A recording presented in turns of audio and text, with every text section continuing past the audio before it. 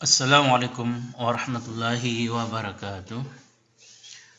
Pada video ataupun tutorial kali ini kita akan berdiskusi mengenai bilangan kompleks di pertemuan yang keempat. Ini bagaimana kita mencoba menampilkan bilangan kompleks dalam bentuk eksponensial. Jadi kalau eksponensial berarti di sini nanti ada pangkat dari E. Nah, di sini pada prinsipnya nilai R ini akan sama dengan nilai pada bilangan dalam bentuk yang seperti sebelumnya, di mana Z sama dengan seperti ini, Z jadi dalam bentuk polar R dikali dengan cos sudut dia ya, ditambah dengan J kali sin dikali dengan sudut. Nah, misalkan ini sudut oke. Namun pada bentuk eksponensial sudut ini harus dalam bentuk radian. Nah, jadi bukan 60 kita tulis. Nah, jadi kalau di sini Z, jadi bilangan kompleks itu bisa dinyatakan juga dalam bentuk eksponensial. Nah, kalau kita sudah mendapatkan dalam bentuk polar dia seperti ini, dalam bentuk polar ya, ini polar dia, maka nilai R ini akan sama sebesar 5. Kita kalikan dengan E berpangkat J. Nah, kita harus mencari nilai sudut di sini. Nah, sudut di sini bukan nilai yang 60. Jadi untuk soal ini bisa kita buat.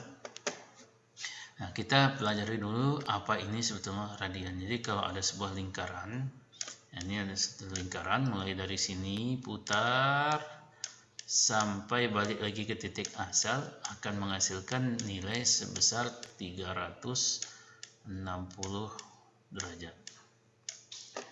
Nah, kalau ini kita nyatakan dalam radian, ini sama artinya 2pi radian. Jadi 2pi radian ini akan memiliki nilai sebanding dengan 360 derajat. Jadi 2pi radian sebanding dengan 360 derajat, atau pi radian ini kalau kita sederhanakan menjadi 180 derajat, atau ini bisa kita manipulasi secara matematis 180 dikalikan 1 derajat, sehingga kalau 1 derajat nanti ini bisa juga kita cari ya, ini pi atau sebanding dengan pi per 180 derajat ya, atau pi 180 boleh juga dikalikan dengan atau dalam satuan radian, pi per 180 radian. Nah, ini boleh ya. Nah, oke. Jadi nanti kalau misalkan ini kita merubah, misalkan sudut 60 derajat ini kalau dinyatakan dalam radian berapa radian? Nah, ini berapa radian? Nah, ini bisa kita cari dengan cara ya 60 dikali dengan 1 derajat. Mungkin bagi kita yang belum paham, kita kali secara manual seperti ini, dimana 1 derajat ini sebanding dengan pi per 180, atau ini 60 dikali dengan misalkan 60 derajat ya, dikali dengan pi per 180 dalam satuan radian. Nah, kalau mau dibagikan secara kalkulator boleh juga, tapi kalau misalkan kita sederhanakan ini dibagi dengan ini, sederhanakan bagi 60 dengan bagi 60, kita dapat ini 1, ini dapatnya 3, berarti 1 kali pi 180 dibagi 60 itu 3 pi per 3. Ini penyederhanaan. Kalau misalkan Anda mau menyelesaikan dengan kalkulator boleh juga, tapi nanti hasilnya dalam koma-koma. Pi per 3 dalam satuan radian. Sehingga bisa kita nyatakan bahwa 60 derajat ini memiliki nilai yang sebanding dengan pi dibagi dengan 3 dalam satuan radian. Sehingga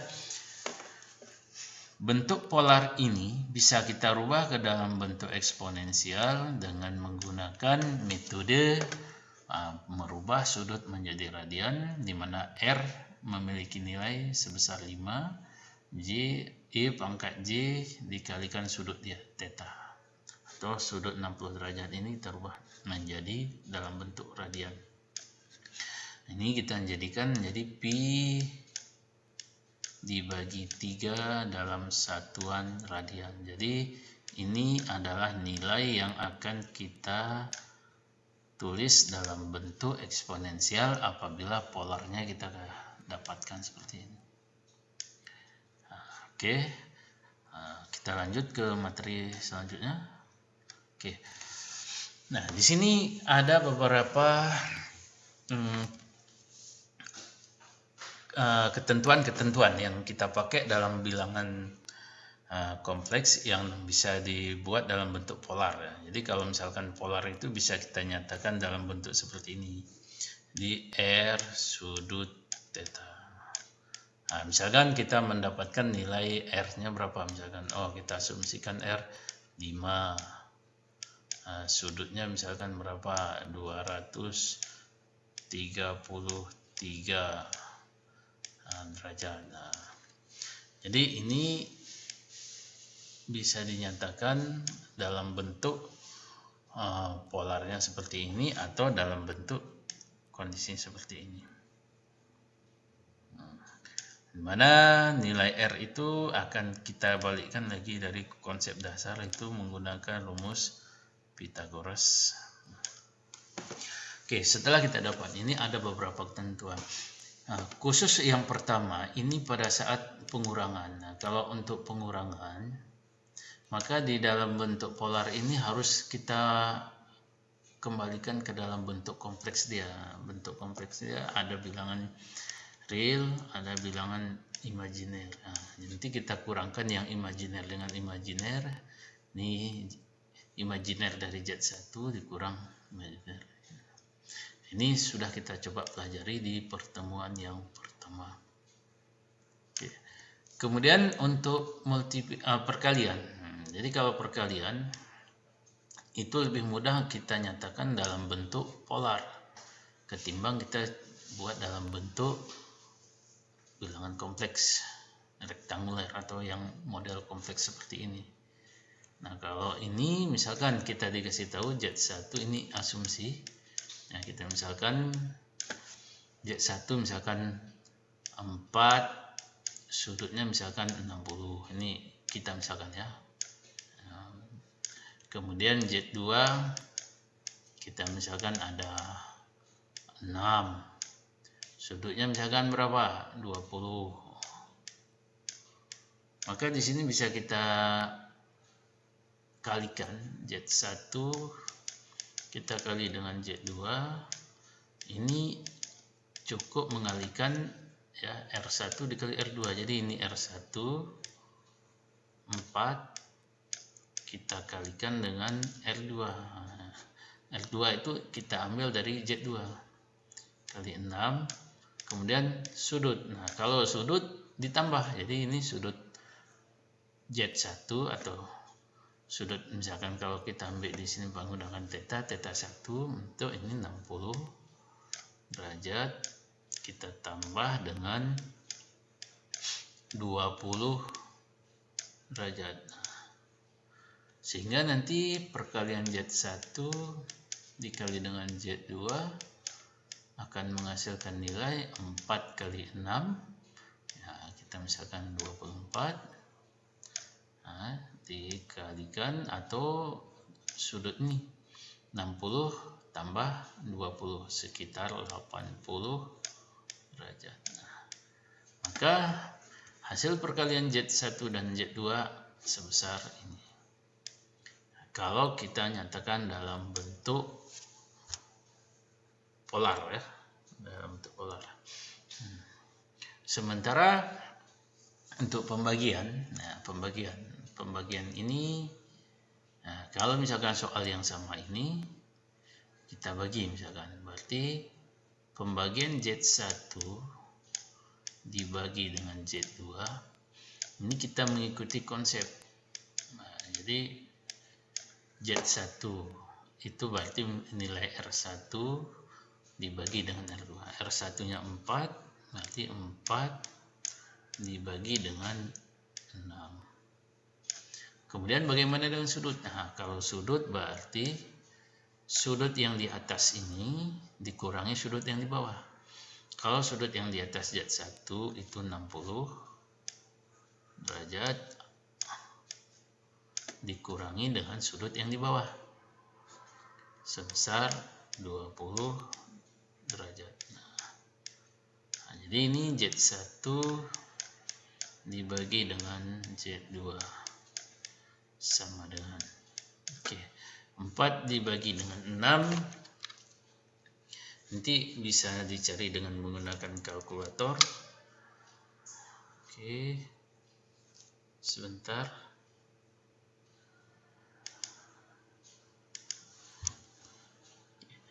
Jadi kalau kita coba nanti cari dengan menggunakan kalkulator, 4 dibagi 6 ini kita mendapatkan nilai lebih kurang 0,66 atau kita bulatkan 0,67. Jadi ini kita bisa nanti nyatakan dalam bentuk desimal 0,67 dengan sudut berarti 60 dikurang 20 sekitar 40 derajat. Nah, lebih kurang seperti ini dengan asumsi ya nilai ini kita buat-buat ini tanpa menggunakan perhitungan untuk memudahkan dalam analisa yang sederhana. Ini untuk pengurangan. Sekarang bagaimana kalau untuk yang berkebalikan ya? Misalkan begini, Z1 itu memiliki nilai 4 dengan sudut 60. Sementara nanti kalau misalkan ada tentukan apabila 1 dibagi Z1 ini berapa hasilnya? Kalau ada soal seperti ini, Anda cukup menggunakan metode reciprocal ini, di mana R-nya itu dibagi 1 per R dikalikan dengan minus sudut. Nah, ini sudutnya jadi minus. Minus sudut ya. Nah, kalau di sini misalkan R-nya kita 4, berarti 1 per 4 dengan sudut menjadi minus 60. Nah, ini cukup gampang. Jadi 1 per Z1 ini bisa dinyatakan atau dicari dengan menggunakan persamaan seperti ini. Nah, kemudian yang terakhir untuk akar. Nah, ini akar ini pada prinsipnya lebih mudah juga ya. Misalkan kita cari untuk akar dari Z1. Maka kita gunakan metode ini. Berarti ini bisa kita sederhanakan akar dari R1. Nah, kemudian bagaimana dengan sudut? Sudutnya itu cukup kita bagi 2. Jadi theta kita bagi dengan 2. Jadi akar dari Z1 akan sama dengan akar dari 4 dikalikan dengan sudut 60 kita bagi dengan 2. Atau ini menjadi 2 dengan sudut 30 derajat. Jadi di sini lebih mudah apabila dia dalam bentuk perkalian pembagian akar ataupun saling berkebalikan ya. Nah, kita ambil satu contoh kasus. Nah, kalau di sini tadi ada penjumlahan ya, penjumlahan seperti ini, pengurangan. Nah, kalau pengurangan kita harus balikkan dulu ke posisi bilangan kompleks yang ada real dan imajiner. Namun kalau perkalian, pembagian, dan akar bisa langsung kita selesaikan. Oke, baik. Terlebih dahulu kita harus merubah yang ini ke dalam bentuk bilangan kompleks.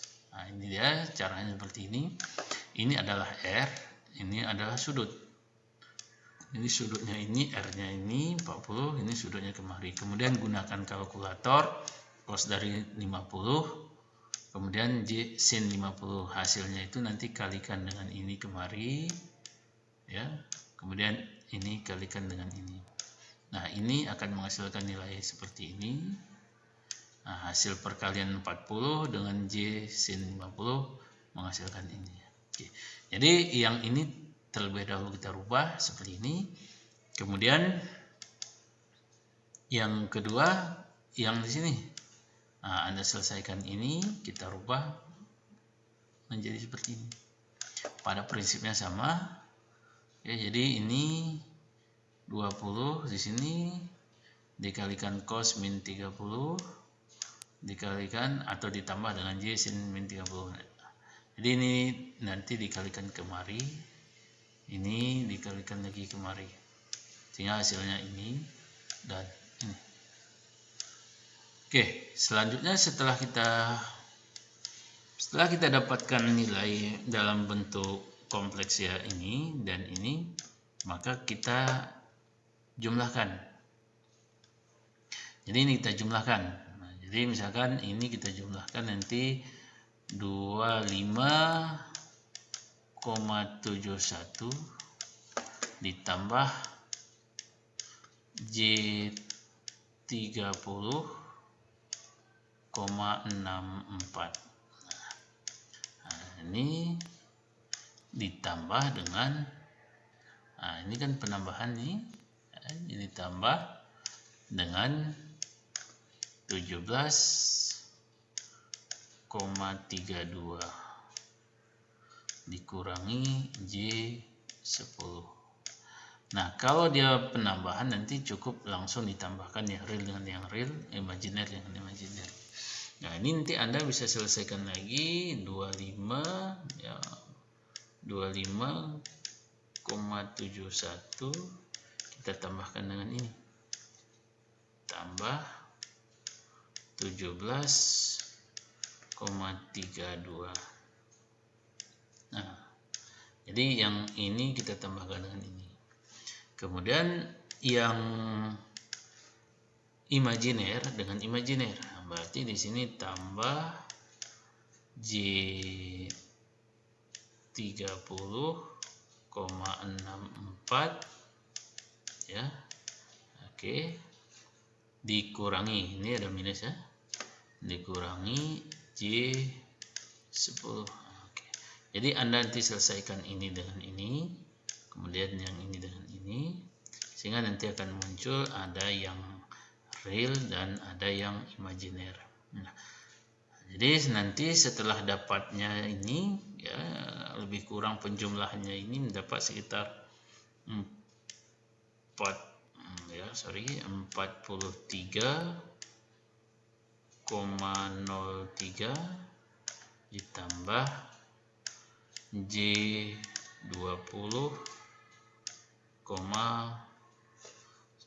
sebentar ya.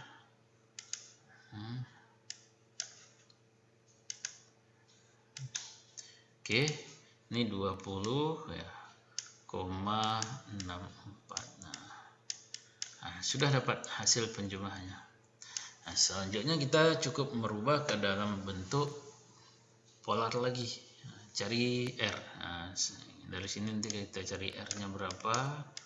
Akar dari 43,03 dikuadratkan ditambah